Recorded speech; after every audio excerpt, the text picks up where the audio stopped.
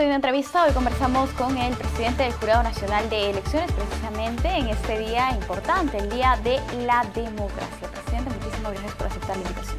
Muchas gracias por la entrevista. Presidente, vamos a hacer una reflexión sobre nuestra democracia y sobre la democracia en general. ¿Por qué como ciudadanos es que nosotros tenemos que valorarla? En un primer momento, si hablamos históricamente, la democracia ha sido un proceso lleno de vicisitudes desde el año o desde el siglo XIX hasta la actualidad. En ese sentido, ¿cuál ha sido el rol del Jurado Nacional de Elecciones como institución? Bueno, el día 15 de septiembre se conmemora desde hace 25 años. Así que el festejo y la conmemoración de lo que la democracia connota tiene un lustro. El concepto desde luego es más antiguo, pero todavía no está del todo asentado, sobre todo en democracias como las latinoamericanas, que la hemos importado. El concepto de democracia lo hemos importado de Europa. Nosotros teníamos, por ejemplo, en el Perú, un imperio incásico que era teocrático, y luego se produjo el cambio, o el recambio, digamos, político violento, con la presencia de la invasión europea, española y la posterior colonización, que no implantó un sistema democrático, sino más bien un sistema monárquico. Y cuando en 1821 y finalmente en 1824 se corona la independencia política, todavía se discutía si lo que correspondía para el Perú era un gobierno representativo democrático o era un gobierno más bien monárquico, parlamentarista, ¿no? De modo que nuestras costumbres, nuestros acercamientos a la democracia son todavía, están, mejor dicho, en camino de afianzarse, ¿no? En 1931 el Jurado Nacional de Elecciones se establece, y con él la posibilidad del recambio periódico de las autoridades electas para poder sustituir a quienes por mandato de la ley ya tienen que dejar esas responsabilidades a nuevos representantes. Es verdad que el Jurado Nacional de Elecciones desde su inicio, al igual que los organismos electorales del mundo entero, no da legitimidad de desempeño a ninguna persona que resultara elegida. Lo que hace es dar legitimidad de origen, una certificación de que fue bien elegido, transparentemente elegido. El resto ya tiene que ver con el desarrollo de cada autoridad que ha sido objeto del beneficio del voto ciudadano para consolidar su propio prestigio democrático y cumplir sus promesas y sus planes programáticos precisamente en el desempeño de su función. Presidente, se menciona que la democracia es un proceso en esa línea como instituciones, incluso como ciudadanos. ¿Qué es lo que podemos hacer para fortalecer esta democracia que es tan valiosa además? En realidad la democracia es una forma de vida, es no solamente una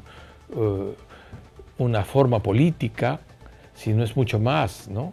Los principios que la sostienen, la tolerancia, el respeto, el hecho de dejar que aquella mayoría que libremente expresa su voluntad determine cuál es el destino de todos, son conceptos complicados para quienes, sobre todo, con bajos niveles de tolerancia y altos niveles de individualidad, de segmentación y algunas posturas radicales de racismo, pueden no tolerar precisamente la égida de la postura de la mayoría.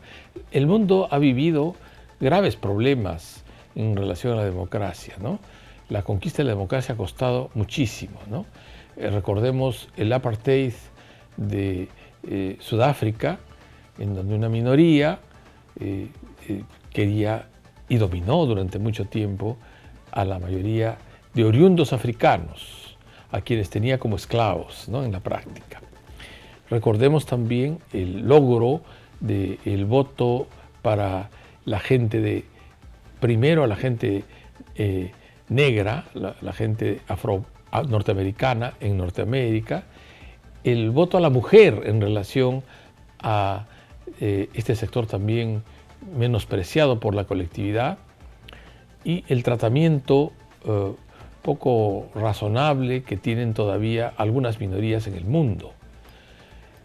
Finalmente no podemos pasar la hoja de esta materia sin hablar de lo que ocurrió durante la Segunda Guerra Mundial, ¿no?, en que millones de judíos y personas que no eran arios terminaron muriendo en Auschwitz y otros lugares de reclusión, precisamente porque no se toleraba su presencia, porque se supone que no pertenecían a un determinado sector, no eran parte de ese sector y por el contrario, más bien debían desaparecer. La intolerancia se asentó en el mundo y lamentablemente la intolerancia todavía en distintos niveles y de distintas formas continúa. Lo primero que hay que hacer es transmitirle a los jóvenes y a los niños el valor que tiene la diferencia y la importancia que tiene la tolerancia de las ideas, de los colores de piel, de los colores de cabello, de los colores de ojos, la diferencia que nos hace más ricos como humanidad, ¿no? Se dice que eran 9 las razas humanas hace 300.000 años, ¿no? Y que desde entonces hemos evolucionado tanto que hoy solo quedamos los Homo sapiens, ¿no? Así que creo que para la supervivencia de la humanidad es indispensable la tolerancia, es indispensable el orden, es indispensable la paz, es indispensable la vida en común y, por supuesto, el ponerse de acuerdo en las cosas que son comunes, los problemas que son comunes para poderlos abordar y resolver. Y eso se aprende en el hogar, se aprende en la escuela, se aprende en los centros de masas, en la vida cotidiana, se practica en el trabajo, se practica en la labor. Y así se educa uno en democracia todos los días. Efectivamente, presidente. Hace 22 años en el Perú estamos celebrando elecciones democráticas interrumpidas y este podría ser un logro para nuestro país, ¿no? Sin embargo, vivimos en una constante crisis política y lamentablemente en los últimos procesos electorales, y no solamente en Perú, sino también en otros países, se ha venido menoscabando la labor de las instituciones electorales a través de ataques. En ese sentido, ¿cuál es la respuesta que se debe tener ante esta situación?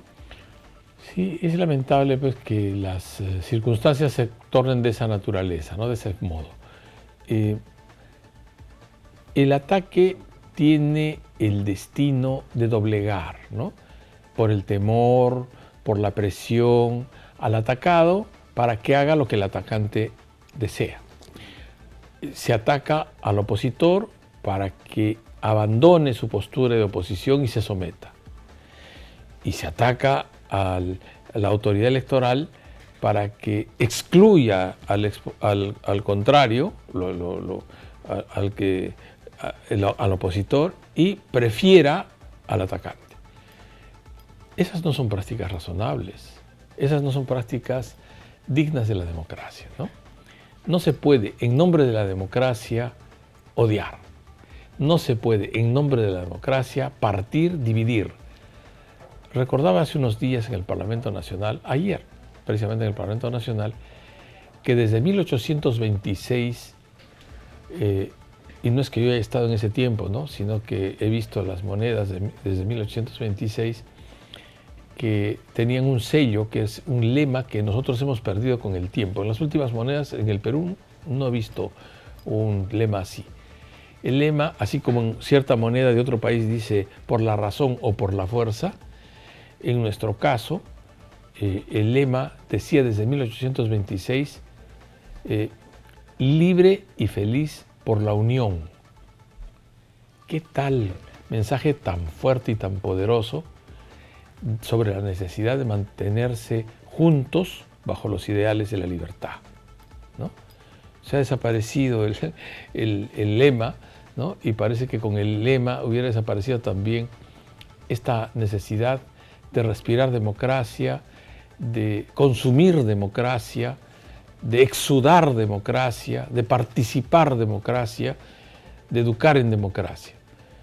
Nosotros necesitamos refortalecernos en esta materia para poder legarle al futuro un mundo mejor. Es una tarea de todos, en todo caso. De todos. Presidente, por favor, para finalizar con la entrevista, estamos a puertas ya de celebrar un nuevo proceso electoral en unos días, las elecciones subnacionales de nuestro país. ¿Cuál es el compromiso del Jurado Nacional de Elecciones? El Jurado Nacional de Elecciones fue certificado, una forma de decirlo, fue auditado, también una forma de decirlo, porque fue observado y tenemos informes de los observadores internacionales de la Unión Europea, de UNIORE, de la OEA y de los observadores que vinieron, así como de los observadores nacionales, de que se trataron de unos comicios transparentes, libres, razonables, de modo que podemos con esa autoridad señalar que ese nivel, ese estándar reconocido internacionalmente por los expertos, es el estándar de las elecciones que ahora estamos ejecutando. Se dijo entonces que había fraude, no se acreditó ni se acreditará porque tal cosa no existió, y podemos nosotros decir con la más absoluta tranquilidad que lo mismo va a ocurrir en este proceso electoral. Ciertamente hay personas que no pueden no estar contentas, y de hecho no lo están, porque han obtenido resultados adversos sobre sus inscripciones. Pero habría que averiguar por qué han resultado adversas esas inscripciones en relación a las otras muchas que sí han resultado positivas. Y es que algunos cumplen los requisitos y las obligaciones que la ley señala, y otros lamentablemente no. Es lamentable, es triste, el jurado y quien habla deplora que hayan personas que no hayan podido inscribirse y que hayan organizaciones políticas que igualmente han pasado por ese mismo trance, ¿no? Pero esas son las reglas de la democracia y nosotros hemos respetado y las vamos a seguir respetando. La ciudadanía, la colectividad, tiene que tener la tranquilidad de que nosotros estamos haciendo lo que tenemos que hacer, hemos hecho lo que tenemos que hacer y seguiremos haciendo lo que tenemos que hacer. Tenemos un compromiso constitucional con el país.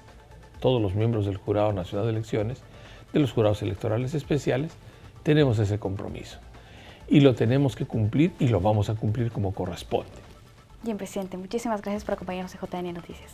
Muchas gracias por la entrevista. Y hasta una próxima oportunidad. Nosotros tenemos que hacer una pausa. Volvemos.